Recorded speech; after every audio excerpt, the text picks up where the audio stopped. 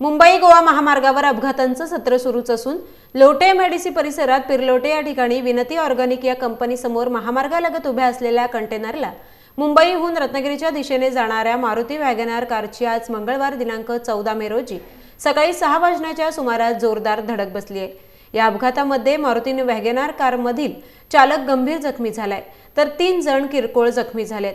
त्यामध्ये 2 महिलांचा देखील समावेश आहे। अपघाताचे वृत्त समजताच खेड पोलिसांनी घटनास्थळी धाव घेतली।